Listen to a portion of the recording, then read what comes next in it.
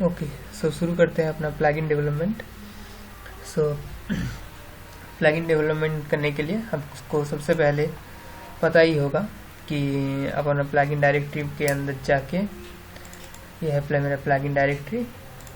Plugin directory के अंदर जाके आपको एक फाइल में भी बना सकते हो और एक फोल्डर में भी बना सकते हो, लेकिन रिकमेंडेड वो यही है कि आप एक फोल्डर में बनाओ और उसमें सारा, और उसके अंदर सब अपना अपना प्लगइन का फाइल रखो।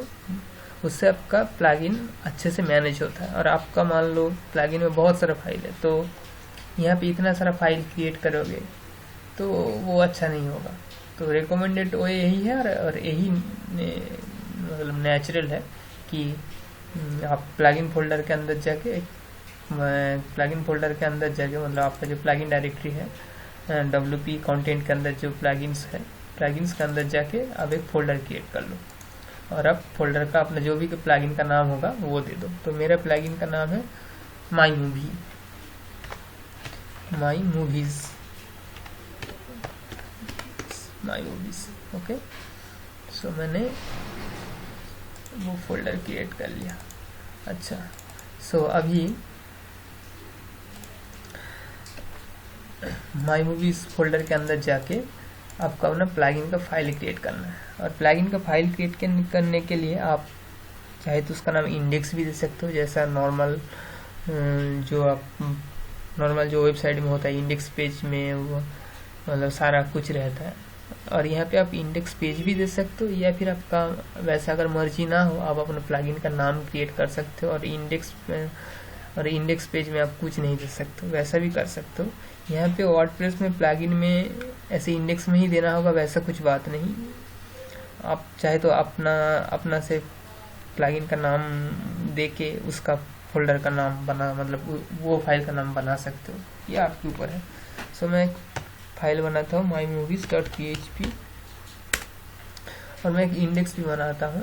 इंडेक्स में कुछ नहीं करूँगा, लेकिन ये एक अच्छा रिकमेंडेड वे है कि आप इंडेक्स फाइल भी बना लो। अब अगर एक्समेट प्लगइन में जाओगे तो यहाँ पे देखना, यहाँ पे इंडेक्स में क्या लिखा है, साइलेंट इज गोल्डन, बस यही लिखा है। तो हम लोग भी अपना वैसा ही कर देंगे, ठीक है ना, इंडेक्स फाइल में। और इसका जो मेन जो फाइल है वो है akismet.php। यहाँ से देखो अब अपना वो सब अपना प्लगइन का हेडर बिल्ड किया हुआ है वैसे, तो इसको हम कॉपी कर लेंगे यहाँ से और mymovies.php में जाके पेस्ट कर देंगे। अच्छा, तो यहाँ पे इसको पैकेज akismet छोड़ के लिखते हैं mymovies, और यहाँ पे प्लगइन का नाम चेंज कर देंगे mymovies। यहाँ पे प्लगइन URI माई वर्डप्रेस। अब जब प्लगइन सबमिट करोगे तब आपका ये प्लगइन का URI मिलता है wordpress.org/mymovies। ओके, अच्छा, अभी यहाँ पे आपका डिस्क्रिप्शन देना होगा, तो आप डिस्क्रिप्शन कुछ यहाँ से आप दे सकते हो। तो मैं फिलहाल के लिए यहाँ पे लिख देता हूँ कि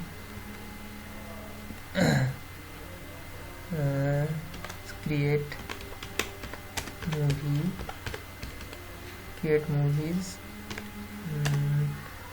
रेट मूवीज। हम लोग यूज़र को ऑप्शन भी देंगे, वो भी मूवी रेट कर पाएगा, वैसा भी ऑप्शन देंगे, रेट मूवी। उसके बाद मूवी का एक विजेट भी देंगे, मूवी विजेट। ओके, अच्छा, इसका वर्जन जो है वर्जन देता हूँ 1.0.0। ओके, ऑथर मैं मेरा नाम देता हूँ, अब अपना नाम दे दो।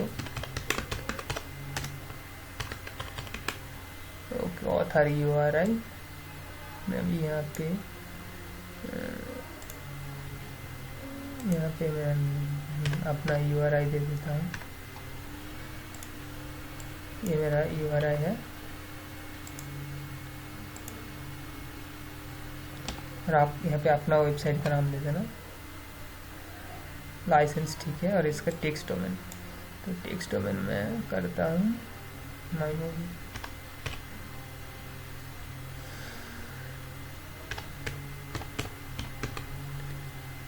माई मूवीज, ओके। अच्छा, सो अभी हम लोग का ये प्लगइन बन जाएगा, लेकिन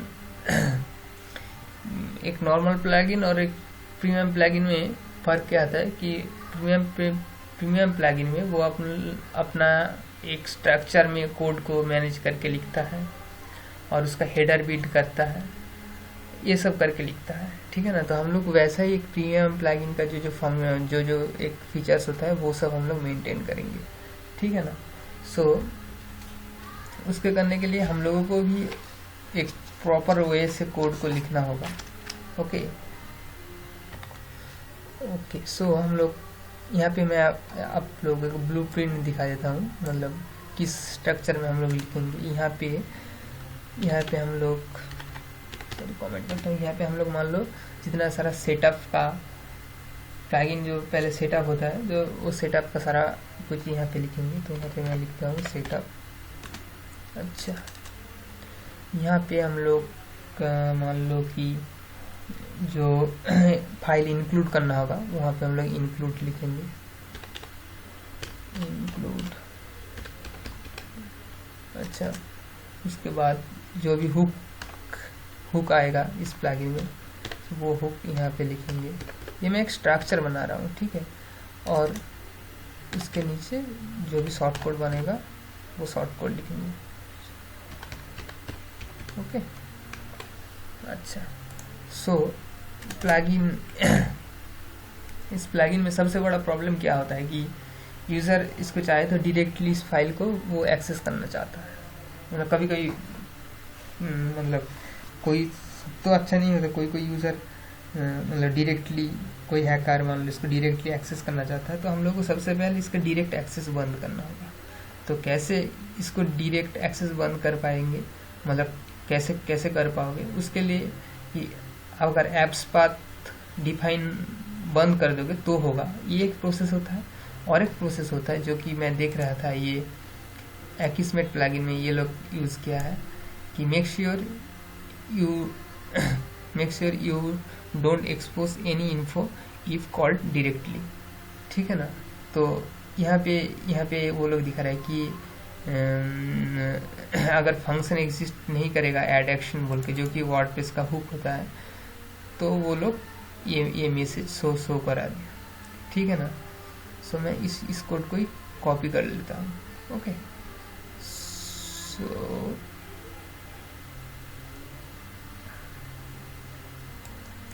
इसको मैं कॉपी कर लिया, यहाँ से कॉपी करके मैं यहाँ पे दिखा दिया, ठीक है।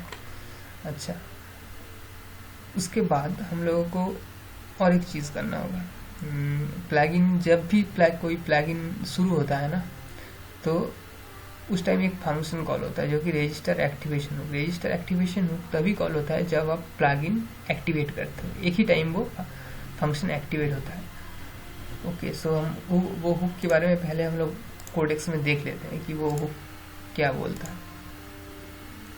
अच्छा, इस हुक में क्या क्या काम होता है मैं पहले बता दूं। मान लो कि आपका प्लगइन जो है बहुत पुराना वर्जन को सपोर्ट नहीं करता, कि वर्डप्रेस का जो 3 पॉइंट के जितना सारा वर्जन है वो सब वर्जन सपोर्ट नहीं करता।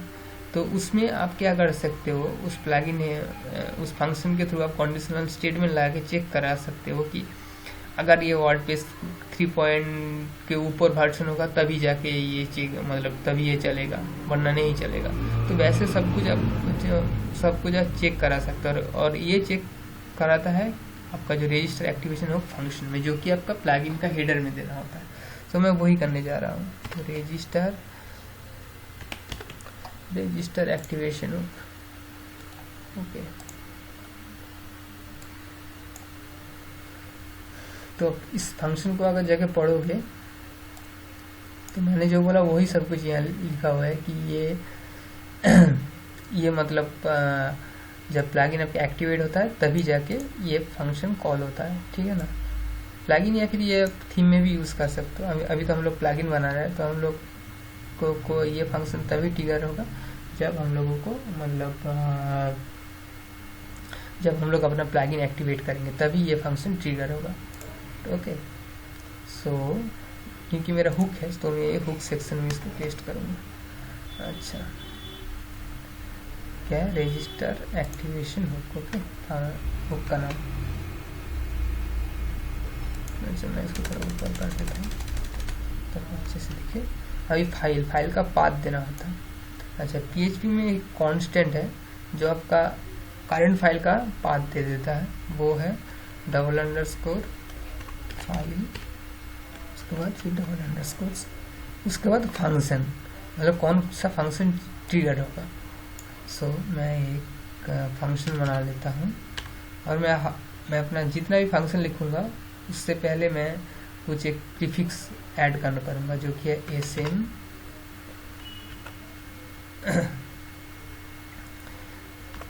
माई मूवी, और आप भी वैसे करके लिखे ताकि दूसरा कोई फंक्शन के साथ ये कॉन्फ्लिक्ट ना हो।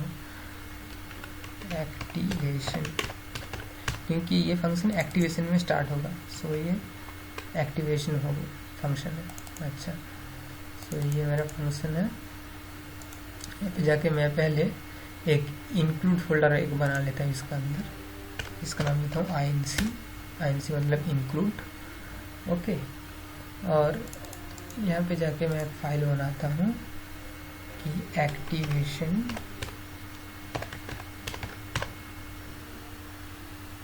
.php। ओके,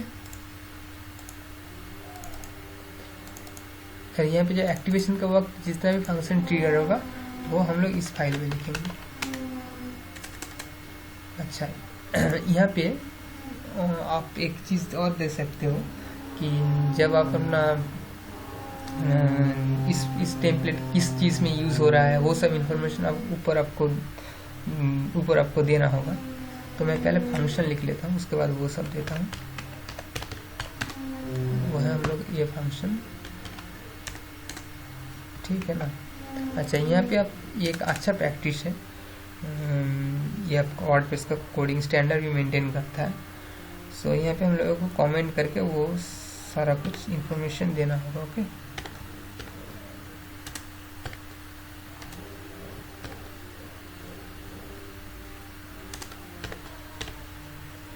अच्छा, इसके अंदर लिख देता हूँ माई मूवीज पैकेज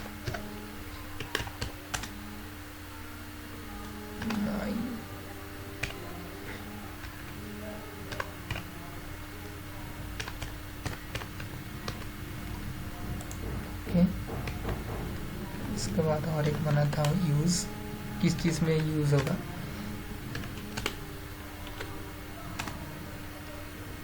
लिखता हूँ all function will trigger when all function here will trigger when this plugin activate। Okay,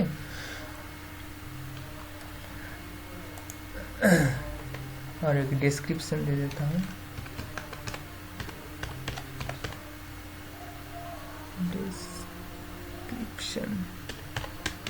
description में भी मैं फिलहाल यही दे देता हूँ। ये प्लगइन डेवलपमेंट का कोर्स है, अगर मैं इसमें लिटरेचर करने जाऊँगा तो प्लगइन डेवलपमेंट नहीं होगा, ठीक है। तो ये है।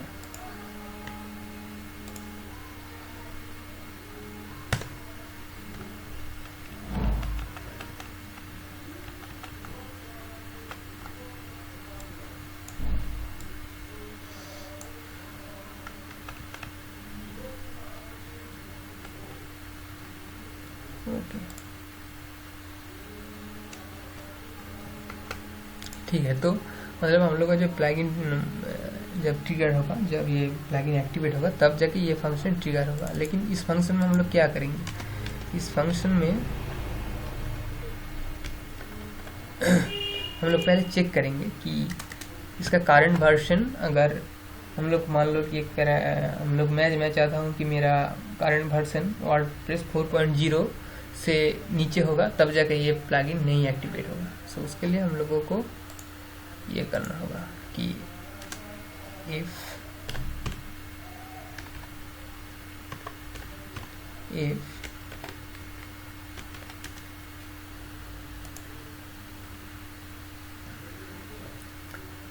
वर्जन कंपेयर बोल के फंक्शन है जो कि आपका वर्जन कंपेयर करता है। तो वर्जन कंपेयर फंक्शन में आपको यहाँ पे चेक करना होगा।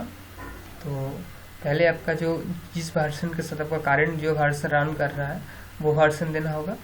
उसके बाद कौन किस वर्जन के साथ कंपेयर करना चाहता है, उसके बाद उसके ऊपर या नीचे वो देना होगा। तो मैं करता हूँ, आपको समझ में आ जाएगा।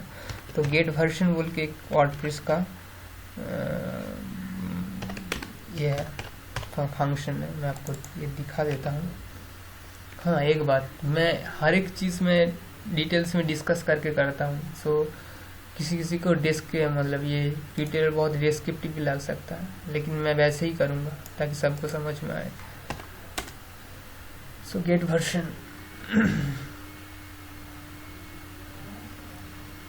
अच्छा गेट वर्जन, ये गेट ब्लॉग इन्फो,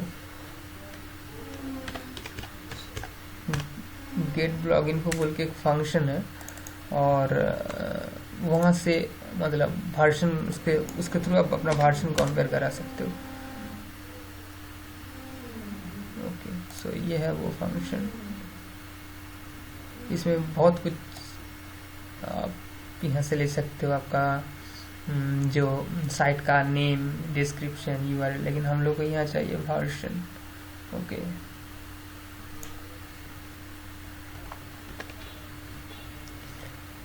सो यह है मेरा वर्जन।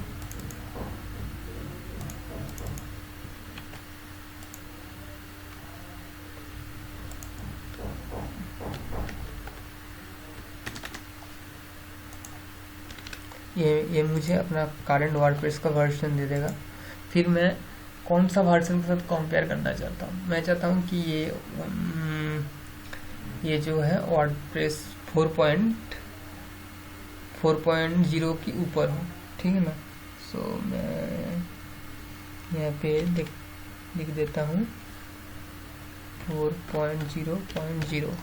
ओके, उसके बाद आपका ग्रेटर देन या लेस देन साइन किसके ऊपर होगा या नीचे होगा, तो मैं चाहता हूँ इसके नीचे होगा, ठीक है ना।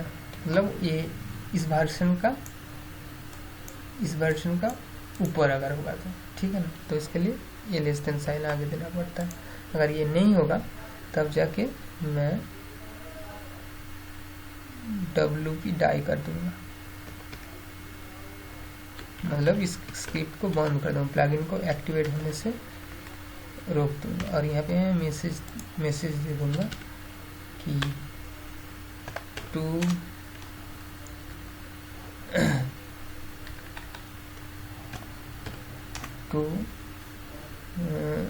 Activate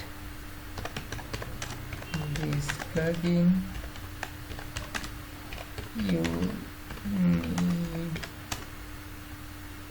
to run at least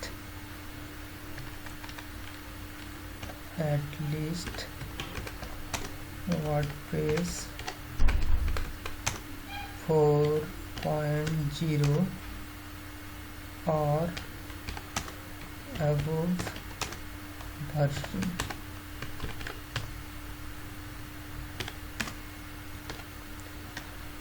Update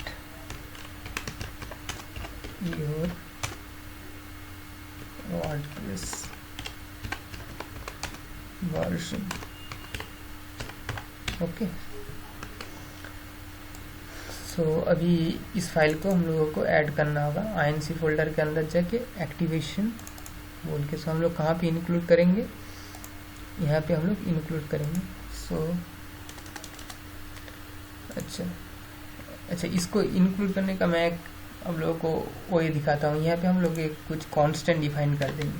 constant में कुछ इस फाइल का पाथ रहेगा, ठीक है ना।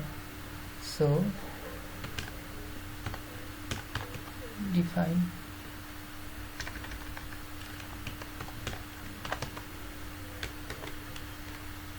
तो यहाँ पे आपको कांस्टेंट का नाम देना होगा फर्स्ट पैरामीटर में।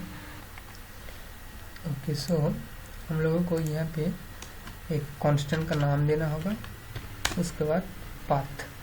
तो मैं कांस्टेंट का नाम एक अच्छा प्रैक्टिस है कि आप कैपिटल लेटर में दो। सो मैं लिखता हूँ SM पाथ, उसका और उसका वैल्यू देता हूँ plugin dir path. I guess मुझे याद नहीं है, मुझे चेक करना होगा।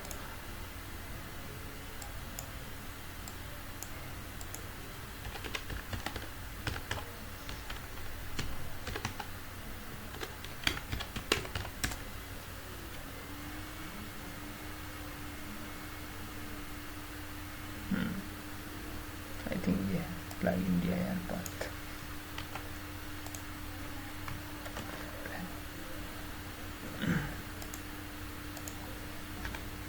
ओके, और इसके अंदर आपको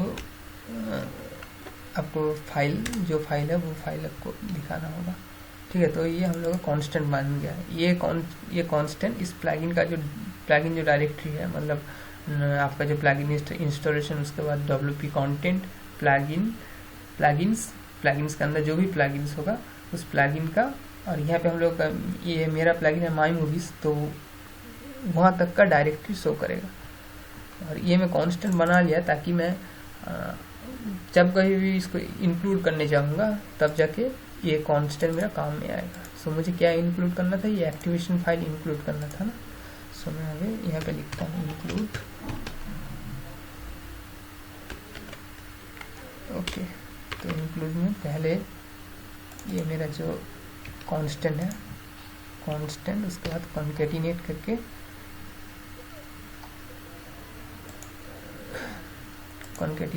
यहाँ पे मैं अपना फाइल का नाम दूंगा।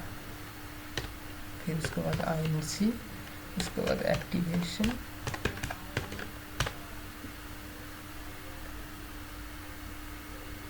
activation.php। ओके, सो मैं अभी इस प्लगइन को मैं एक्टिवेट करता हूँ।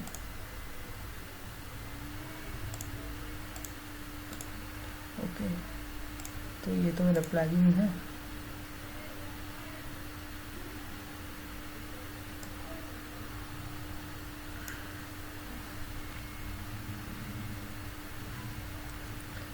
एक्टिवेट कर दिया मैं।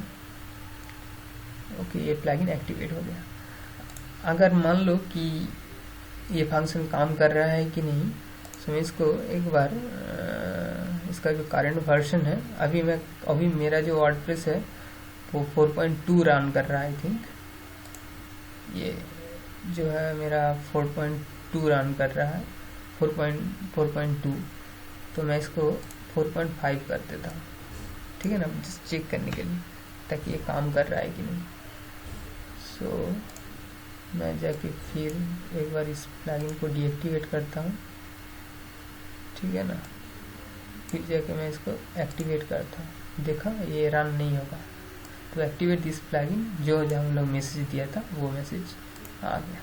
तो मैं चाहता हूँ कि एटलीस्ट 4.0, तो मैं फिर से इसको वैसा कर देता हूँ और इसको मैं एक्टिवेट कर देता हूँ फिर से। और